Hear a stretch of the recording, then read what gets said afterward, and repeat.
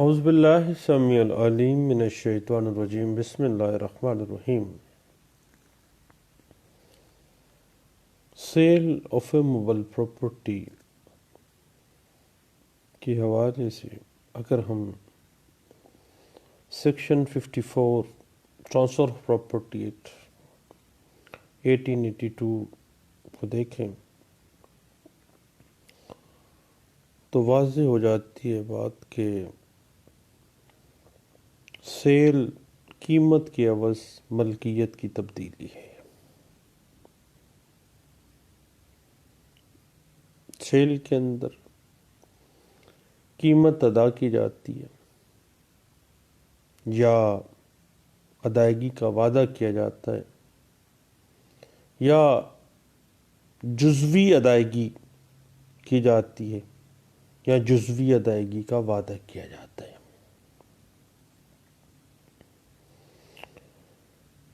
अब ये एक ऐसा पॉइंट है जिसकी इंटरप्रिटेशन हम PLD 1952 Lahore high court page 166,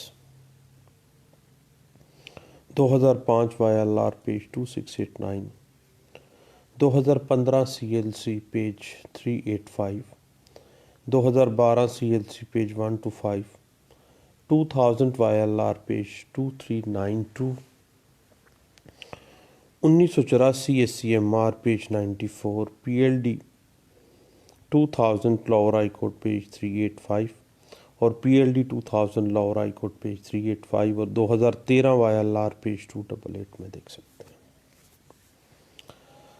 अब बात section 54 transfer of property act में यही है कि रकम की अवज़ मलकियत की मुंतकली सेल है। सेल के अंदर फ़रोख्त करदा जायदाद के तमाम हकूक़ उस जायदाद की मुंतकली के साथ मुंतकिल हो जाते हैं, सारे राइट्स ट्रांसफ़र हो जाते हैं और मुंतकिल कनिंदा के पास, ट्रांसफ़रर जो है उसके पास कोई इख्तियार उस जायदाद का जिसकी वो ट्रांसफ़र कर देता है सेल के ज़रिए वो बाकी नहीं रहता। अगर हम इस चीज़ को ट्रांसफ़र ऑफ प्रॉपर्टी एक्ट के एक और आस्पेक्ट लीज़ की सूरत में देखें तो आपको पता है जुज़वी मुंतकली होती है और पटे के अंदर मुंतकिल कनिंदा जो है ट्रांसफ़र के पास जो हकूक़ रह जाते हैं और रहन के अंदर भी एक ख़ास हद तक की मफाद की मुंतकली होती है। लेकिन सेल एक ऐसा मूड है ट्रांसफ़र का जिसमें ट्रांसफ़र करने वाले के पास कुछ बाकी नहीं, कोई मफाद उस प्रॉपर्टी का बाकी नहीं रह जाता, सारा कुछ चला जाता है।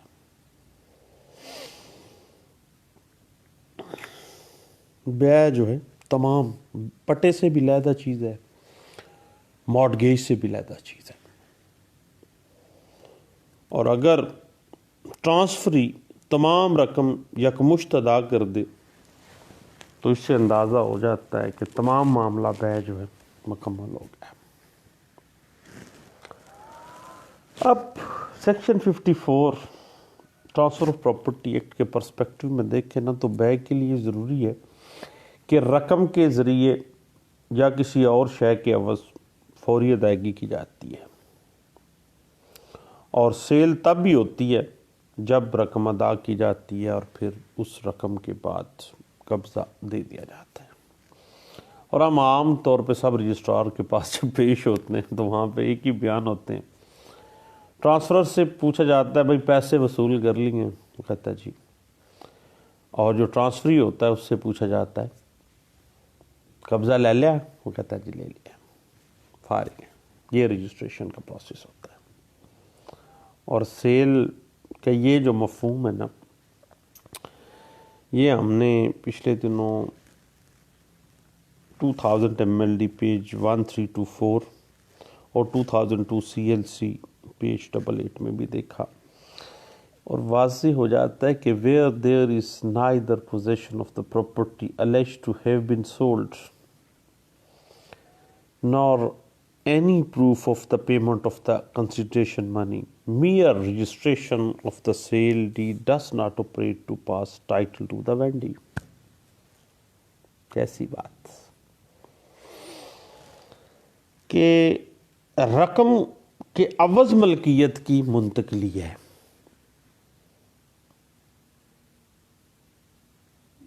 पैसे ले लिए एक पार्टी, दूसरी पार्टी कब्जा ले लिया, सेल मुकम्मल। आगे बात बढ़ती है और इसके लिए मैं दोस्तों को रेफ़र करूंगा 1985 CLC पेज 2481 है और 2002 CLC पेज 342 है और उसके अलावा आप 2000 YLR पेज 280 जो है ये हमें गाइडलाइंस दे देती है। 1995 SCMR पेज 755, 2007 YLR पेज 1636 इस पॉइंट को बड़े अच्छे अंदाज से डिस्कस करता है और 2011 MLD पेज 1300 और PLD 1986 सुप्रीम कोर्ट पेज 519 जो है वो इस पॉइंट को बड़े अच्छे अंदाज से डिस्कस कर देता है और PLD 2011 Peshawar high court page 208 और 2010 SCMR पेज 18 जो है ना ये बड़े अच्छे अंदाज से हमें इस बात पॉइंट की डिस्कशन दे देता है। बात थोड़ी सी आगे बढ़ाते हैं इस पर और बात हम लिए चलते हैं sale of a movable property के बेसिक इंग्रेडिएंट्स एसेंशियल्स की तरफ चलते हैं, फिर हम वहाँ से फिर बात आगे ले चलते हैं। अब कुछ ऐसे एसेंशियल्स हैं जिनके बगैर सेल नहीं होती, सेल मुकम्मल ही नहीं होती है।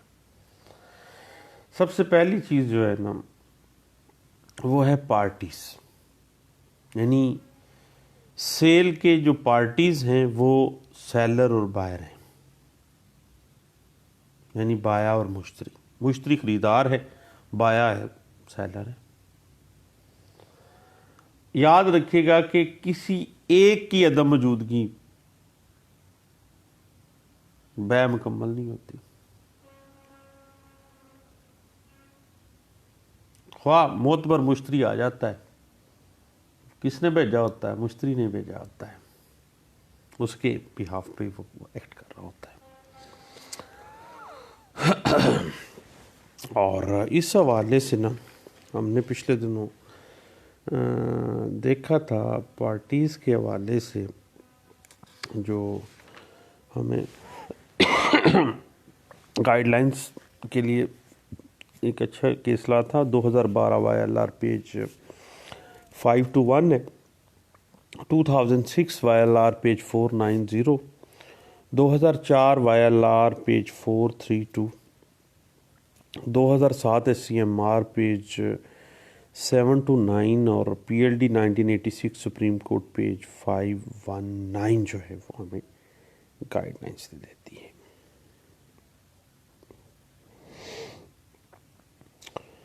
अब बात ये है कि सबसे पहले जो बंदा आ जाता है ना वो है सेलर। सेलर कोई भी ऐसा फ़र्द जो प्रॉपर्टी की मुंतकली का अहल है,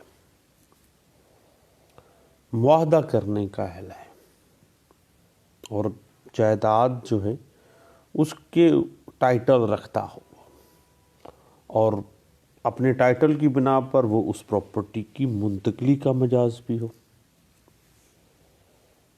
अगरचे जायदाद उसकी अपनी ना भी हो तब भी उसके पास कोई इख्तियार होना चाहिए, कोई पावर ऑफ अटर्नी होनी चाहिए, या टाइटल हो या पावर ऑफ अटर्नी हो उसकी।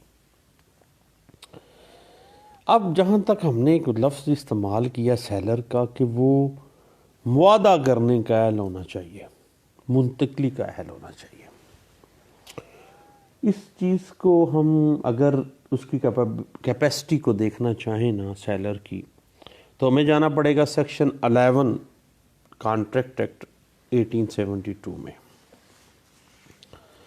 सेक्शन 11 कॉन्ट्रैक्ट एक्ट 1872 कहता है कि हर शख्स जो है वो मुआहदा करने का अहल है जो कि अपने रेलिवेंट लॉ के मुताबिक बलूगत को उम्र को पहुंच चुका है और वो प्रूडेंट माइंड है, अपने मुतलका कानून के मुताबिक मुआहदा करने के लिए नाअहल ना हो वो बंदा, वो कानूनन एग्रीमेंट कर सकता है, कॉन्ट्रैक्ट कर सकता है। उसके बाद ये है अहलियत सेलर की। बायर के हवाले से भी सेम यही बात आ जाती है, कॉन्ट्रैक्ट करने का मुआहदा, दोनों पार्टीज कॉन्ट्रैक्ट कर रही होती हैं ना। तो जहाँ तक मामला बायर का है ना, तो बायर जो है उसकी हवाले से ट्रांसफ़र ऑफ प्रॉपर्टी एक्ट 1882 की सेक्शन 6 सब सेक्शन 3 और 4 हमें वजाहत देती हैं और ये वाज़ेह कर देती हैं कि कोई भी ऐसा शख्स जो किसी कानून के तहत नाअहल न करार दिया जा चुका हो और वो नाबालिग जिसके रकम की अदायगी करके मुंतकिल करवाई हो तो ऐसी बै जायज़ होगी। यानी अगर किसी नाबालिग की तरफ से भी है तो उसका बजरिया उसके जो गार्डियन है, बजरिया उसके जो वली है, उसके ज़रिए से अगर करवाया गया है तो वो बायर जो है वो कॉम्पिटेंट है। और उसके बाद तीसरी जो अहम चीज़ है वो है सब्जेक्ट मैटर। लेकिन उससे पहले 2015 CLC पेज 994 को ज़रूर देखिएगा, इसमें ये सारी बात की वजाहत की गई है। अब तीसरी अहम चीज़ जो है ना, पार्टीज़ जो हैं, पार्टीज़ में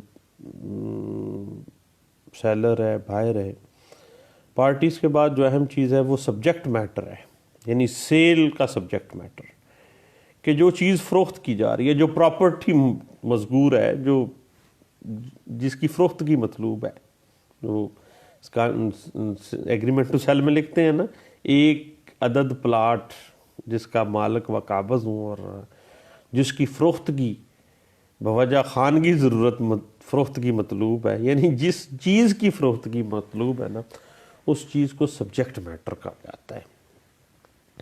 यानी बै का सब्जेक्ट मैटर जिस चीज़ की बै की जा रही है, जिस चीज़ को सेल किया जा रहा है, वो इमूवेबल प्रॉपर्टी के हवाले से हम बात कर रहे हैं। कोई प्लॉट है, कोई ज़मीन है, कोई मकान है, क्योंकि section 54 transfer of property act 1882 की बात है, वहाँ पर सिर्फ़ और सिर्फ आपको पता है साहिब के इमूवेबल प्रॉपर्टीज़ के हवाले से बात होती है। हाँ, बात एक ज़हन में आ जाती है कि भाई इमूवेबल प्रॉपर्टी की बात तो transfer of property act 1882 section 54 कर रहा है। अगर ये मूवेबल प्रॉपर्टी होती तो अरे भाई मूवेबल प्रॉपर्टी के लिए TPA में ना आओ, फिर आप जाओ सेल ऑफ गुड एक्ट में। सेल ऑफ गुड एक्ट यानी आम चीज़ें जो मूवेबल बिकती शिकती हैं। और उसके बाद अगर हम जनरल क्लासेस एक्ट के अंदर इमूवेबल प्रॉपर्टी की तारीफ देखें तो जनरल क्लासेस एक्ट भी ये वाज़े कर देता है कि इमूवेबल प्रॉपर्टी के अंदर ज़मीन अराज़ी से हासिल होने वाले जो बेनिफिट्स हैं या वो तमाम चीज़ें जो ज़मीन से अटैच्ड होती हैं, मुस्तकिल तौर पर उस पर जुड़ी होती हैं, जो ज़मीन से मुंसलिक होती हैं, वो ज़मीन की डेफिनेशन में इमूवेबल प्रॉपर्टी की डेफिनेशन में फ़ाल कर जाती हैं। यानी जो भी चीज़ है ना वो इमूवेबल प्रॉपर्टी होनी चाहिए भाई। और तीसरी अहम जो एसेंशियल है ना सेल का, वो है ट्रांसफ़र। यानी सेल में कब्ज़ा की ट्रांसफ़र जो है वो ज़रूरी है, और अगर कब्ज़ा की ट्रांसफ़र नहीं ना होती तो सेल मुकम्मल नहीं होती। फिर बात वही करता हूँ, सब रजिस्ट्रार के सामने जब पेश होते हैं तो वो सेलर को पूछता है कि भाई तूने सेल किया है, तूने प्रॉपर्टी की कीमत वसूल कर ली है? कहता कर ली है जी। बाहर से पूछा जाता है कब्ज़ा ले लिया? कहता जी ले लिया, बै मुकम्मल हो गई है। महज पार्टीज़ और सब्जेक्ट मैटर की मौजूदगी ज़रूरी नहीं है, बल्कि बै होने के साथ साथ जो सेलर की तरफ से उस जो प्रॉपर्टी है उसकी delivery of transfer of possession जो है वो भी ज़रूरी है, क्योंकि तब सेल मुकम्मल होगी। और बायर जो है वो उस मुंतकली के बदले में कंसिडरेशन देता है। कंसिडरेशन किस चीज़ की है? Delivery of transfer of possession की हवाले से मूवेबल प्रॉपर्टी में।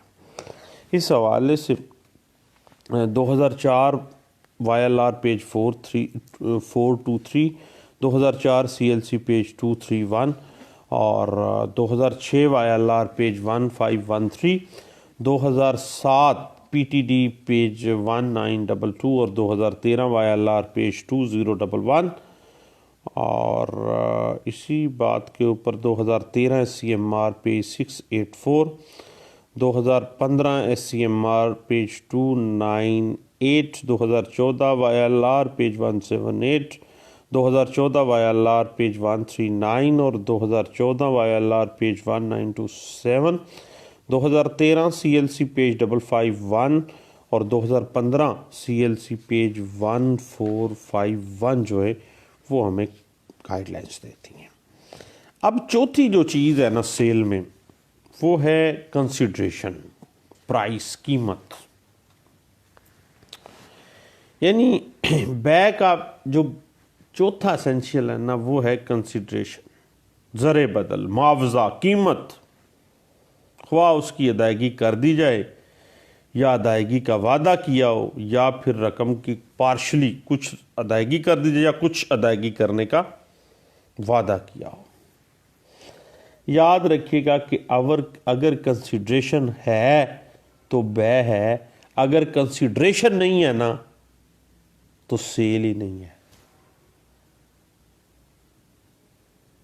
बात ही खत्म।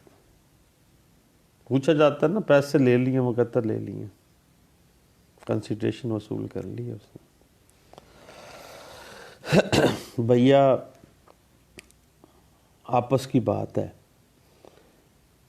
जब एग्रीमेंट टू सेल होता है तो लिखा जाता है कि एक मकान जिसका सेलर जो है वो मालिक को काबज़ है, बवजह खानगी ज़रूरत फ़रोख्त की मतलूब है और बिलवज इतने इतने फ़रोख्त कर रहा हूँ। यानी सेल की रूह किस चीज़ में है? इंसान के अंदर एक रूह होती है, इसी तरह सेल की अंदर रूह किस चीज़ की है? सारे एसेंशियल्स अपनी जगह पे, लेकिन सबसे अहम एसेंशियल जो है ना वो यही है कि कंसिडरेशन असल में सेल ऑफ इमूवेबल प्रॉपर्टी की स्पिरिट है, रूह है उसकी। जब तक कंसिडरेशन मुकर्रर शुदा जो है वो अदा की जा चुकी हो, या अदायगी का वादा, या पार्शली पेमेंट, या पार्शली पेमेंट का वादा नहीं है ना, अगर कंसिडरेशन का कोई आंसर नहीं है तो भाई जो बै है ना, सेल जो है वो कानून की नज़र में सेल ही नहीं है। सेक्शन 54 के एम्बट में वो सेल आती नहीं है। इस हवाले से ना 1986 SCMR page 1427, PLD 1986 supreme court page 519, 2015 CLC page 994, 2007 MLD page 653 और PLD 2006 Lahore high court page 643, 1986 CLC page 2983, 1986 MLD page 2915, 1989 SCMR page 949 और 1999 YLR पेज 2190 और 2004 YLR पेज 84 और 1987 MLD पेज 2502 जो है वो हमें काफ़ी हद तक इस हवाले से गाइडलाइंस दे देती हैं।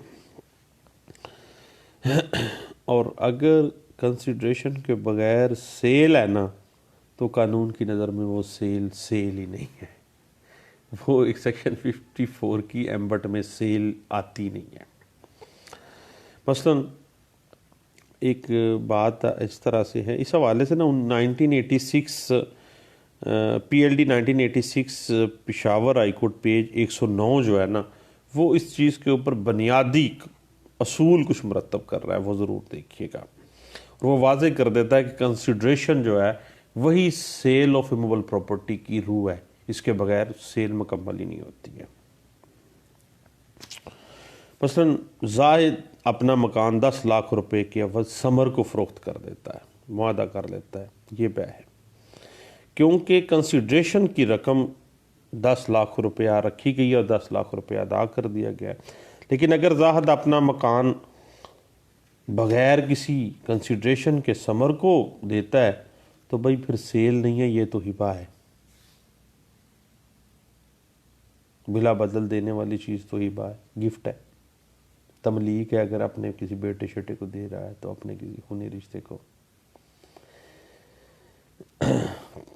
इसी तरह अगर जाहिद अपना मकान समर को तबादले में दे रहा है, मसलन उसको अपना मकान दे रहा है, उसकी दुकान ले रहा है, तो क्या ये बै होगी? नहीं भाई, बै नहीं होगी, बल्कि ये एक्सचेंज ऑफ इमूवेबल प्रॉपर्टी होगी। बै के लिए कंसिडरेशन का होना ज़रूरी है। इसके बगैर कोई बै नहीं होती। इस हवाले से ना 2004 CLC पेज 231 और 1984 SCMR पेज 94 और 2004 YLR पेज 423 और 1987 CLC पेज 584 और 1987 CLC पेज 1092 और 2007 CLC पेज 1372, 2010 CLC पेज 734 को ज़रा देख लीजिएगा भैया। लें उस तरह जो है बुनियादी एसेंशियल्स है ना सेल के, वो हमने भी डिस्कस किए हैं। तो नेक्स्ट इंशाल्लाह जो है हम सेल के जो डिफरेंट मूड्स हैं ना, उसकी टेक्निकलिटीज़ और लीगल इश्यूज़ को हम नेक्स्ट इंशाल्लाह डिस्कस करते हैं। टॉपिक थोड़ा सा लंबा है, फिर दोबारा मिलते हैं इंशाल्लाह। सेल मूड के अंदर जो टेक्निकलिटीज़ और लीगल इश्यूज़ निकलते हैं पाकिस्तानी सिविल जस्टिस सिस्टम के अंदर, हम देखते हैं। और आए रोज़ बतौर सिविल वकील हम उनका सामना भी करते हैं, और ख़ास तौर पे सिविल केसेस में ये बात बाद में निकलती है। तो इस हवाले से इंशाल्लाह नेक्स्ट सीटिंग में हम दोबारा मिलते हैं। दुआओं में मुझे याद रखिएगा। Thank you. अल्लाह हाफ़िज़।